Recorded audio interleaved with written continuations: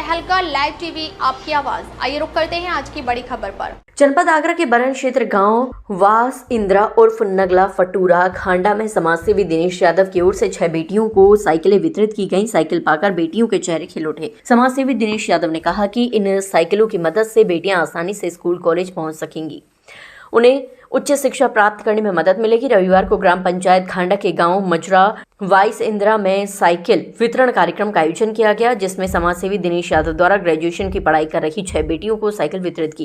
क्षेत्रीय लोगों ने समाजसेवी दिनेश यादव का साफा एवं माला पहनाकर जोरदार स्वागत किया। समाजसेवी दिनेश यादव ने बेटियों को संबोधित करते हुए कहा कि जो बेटियां इंटरमीडिएट की पढ़ाई कर ग्रेजुएशन पढ़ाई कर रही हैं, उन सभी बेटियों को साइकिल वितरित की जा रही है। बेटियां हमारे देश का भविष्य है, क्योंकि वह समाज और देश को सशक्त और समृद्ध बनाने की शक्ति रखती हैं। उनका सशक्तिकरण शिक्षा और सम्मान की तरक्की के लिए आवश्यक है, क्योंकि वह हर क्षेत्र में अपनी प्रतिभा का प्रदर्शन कर रही हैं। इस दौरान रामजी लाल, फौरन सिंह, रामपाल सिंह, यशपाल सिंह, लाल सिंह, सोनवीर सिंह, रमेश चंद्र, हरवीर सिंह आदि उपस्थित रहे। आगरा से संवाददाता राकेश यादव की रिपोर्ट। इनका बहुत बहुत धन्यवाद करती हूँ मैं, क्योंकि मेरे पे पढ़ने के लिए साइकिल नहीं थी, इन्होंने साइकिल दी मेरे को बहुत अच्छा लग रहा है कि इन्होंने साइकिल दी। मैं इनका बहुत बहुत धन्यवाद करना चाहती हूँ। प्रधान जी के द्वारा साइकिल दी गई है मुझे उम्मीद थी कि मुझे पढ़ने के लिए साइकिल नहीं थी, पर मुझे साइकिल मिलकर अच्छा लग रहा है। प्रधान जी ने साइकिल वितरण किया है, मतलब लड़कियों की शिक्षा के लिए एक अच्छा कदम उठाया है इन्होंने। जैसे लड़कियां बाहर पढ़ने जा सकती हैं, जो जिनके पास साइकिल नहीं है, मतलब आने जाने का कोई वाहन नहीं है, तो इससे उनके लिए सुविधा। और शेष बेटियां उनके लिए क्या कहना चाहेंगे आप? यही कि मतलब पढ़ते रहना चाहिए और जैसे कि एक क्षेत्र में अपना नाम कमाना चाहिए। माननीय दिनेश यादव को प्रधान उन्होंने हमें साइकिल वितरण कराया, क्योंकि ये शिक्षा में जो लड़कियां नहीं पढ़ रही हैं उनके लिए आने जाने में सुविधा उपलब्ध हो सके, इसलिए शिक्षा को बहुत अच्छा प्रोत्साहन दे रहे। ये ग्राम पंचायत खांडा, तहसील एतमादपुर, जनपद आगरा का मजरा है वास इंदिरा। ये हमारी ग्राम पंचायत में ही पड़ता है और ये छात्राओं को जो साइकिल वितरण की जा रही है, ये तो आपने देखा होगा पिछले 2 साल से ग्राम पंचायत खांडा में साइकिल वितरण का कार्यक्रम चल रहा है। इस साइकिल वितरण का जो कार्यक्रम है वो ये है कि जो बेटियां इंटर के बाद ग्रेजुएशन और पोस्ट ग्रेजुएशन में पढ़ रही हैं, उन सभी छात्राओं को, सभी जातीय धर्म और सभी गरीब अमीर सभी छात्राओं को सम्मान के रूप में ये साइकिल भेंट की जा रही है।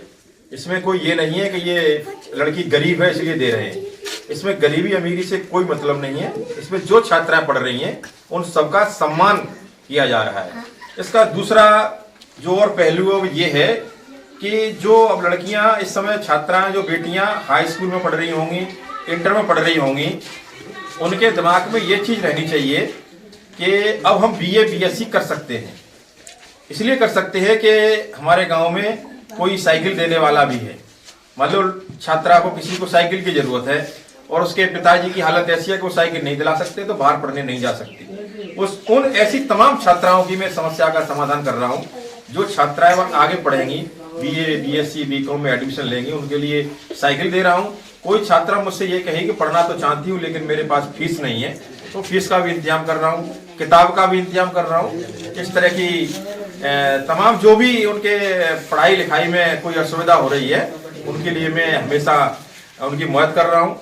अभी तमाम छात्राओं को मैं साइकिल दे चुका हूँ। करीब मेरे ख्याल से 125 के आसपास अब तक साइकिल वितरित हो चुकी हैं और इसके साथ ही 10 छात्राओं को इस समय में फीस और किताबें भी दे रहा हूँ।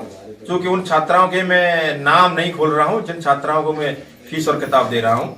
तो मेरा जो मुख्य उद्देश्य ये है कि हमारे गांव में छात्राएं ज्यादा से ज्यादा पढ़ें, शिक्षा के प्रति ज्यादा से ज्यादा जागरूक हों।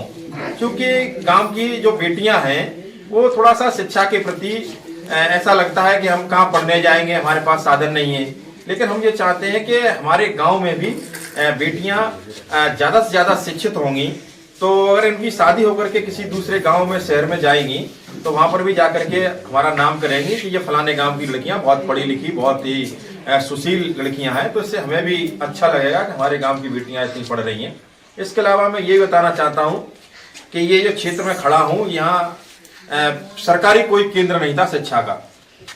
जब से देश आजाद हुआ तब से यहाँ कोई सेंटर नहीं था। यहाँ की आबादी होगी कम से कम 5000 की आबादी होगी इस बेल्ट में। 5000 की आबादी में यहाँ कोई सरकारी साधन नहीं था पढ़ने के लिए। लेकिन 2005 से लेकर के 2010 तक मेरी पत्नी यहाँ पर ग्राम प्रधान रही, तो हमारी सबसे पहली प्राथमिकता ये रही।